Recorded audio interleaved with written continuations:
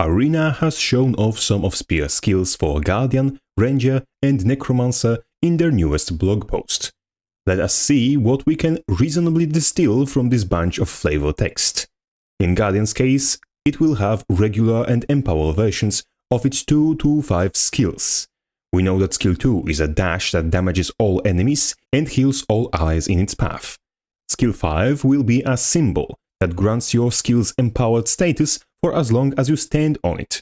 But if it is cast empowered, instead you'll get the effect wherever you are for as long as symbol remains on the ground. We also saw some cleaving melee which looks like prime contender for auto chain, and other flashy strike that looks like it's gonna hurt.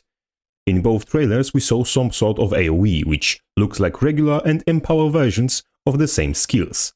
Even if we have entire Guardian Spear already shown, it is still a goulash full of questions. Most logical assumption I could come to is that Guardian Spear will be somewhat similar to Warrior's Staff in terms of leveraging supportive and offensive elements. I don't see any CC here, which fills me with hope. Maybe they already realized there's too much CC in the game and are starting to course correct a little bit. But to be honest, one CC skill on a two-hander wouldn't kill anyone. That said, we can safely assume something at least cripples, and end this segment with decisive good. Let's get to the Ranger. Ranger's Spear scares me a little more.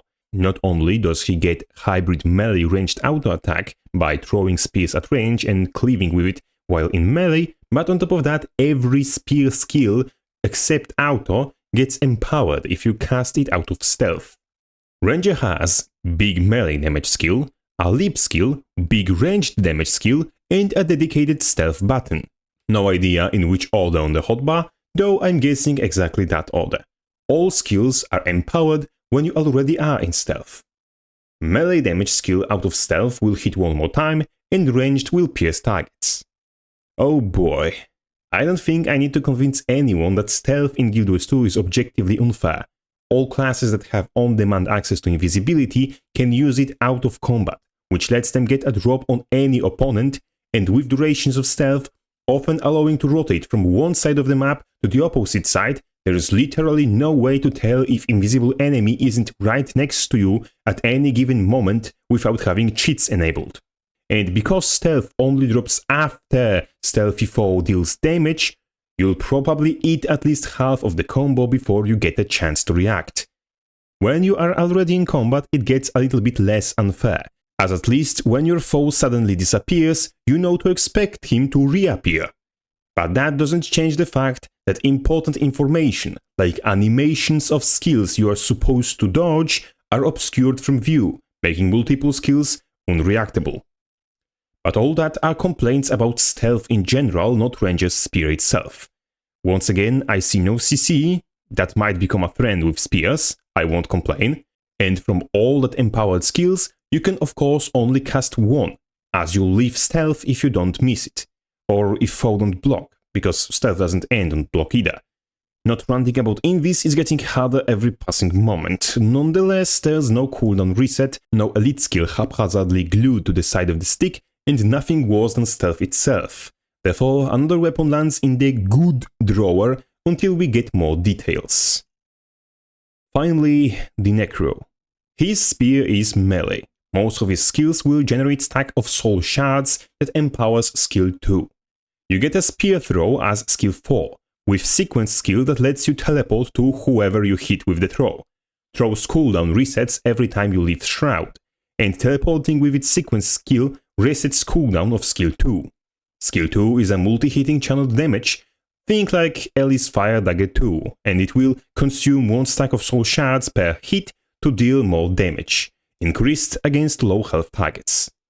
We also saw some dangerously looking AoE, which fortunately doesn't seem to CC either, but certainly don't answer much of our questions. You remember how Necromancer's main weakness was supposed to be lackluster mobility? Pepperidge Farm remembers. I can't wait to see Reapers and Harbingers especially to dash at me 4 times over the span of 3 seconds while resetting the main damage tool.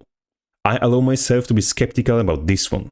Sure, many people playing this game would like to get Goth Mommied on repeat, but I fester an opinion that this experience is more enjoyable in real world on top of which there's also an assortment of Necromancers looking like this, so maybe we should all remain skeptical. Nonetheless, from weapon design perspective, Janthir Wild starts very strong. Knowing that all classes will get a two-hander, so the only people crying is Elementalist design team, is a good thing to know. Also knowing that they aren't slapping CC on everything is also reassuring.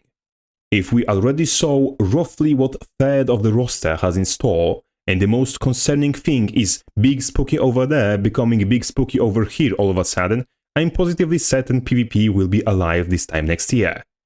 Hopefully there's no devious trio anywhere to make me eat those words. But with that bold prediction out of the way, Crabface out.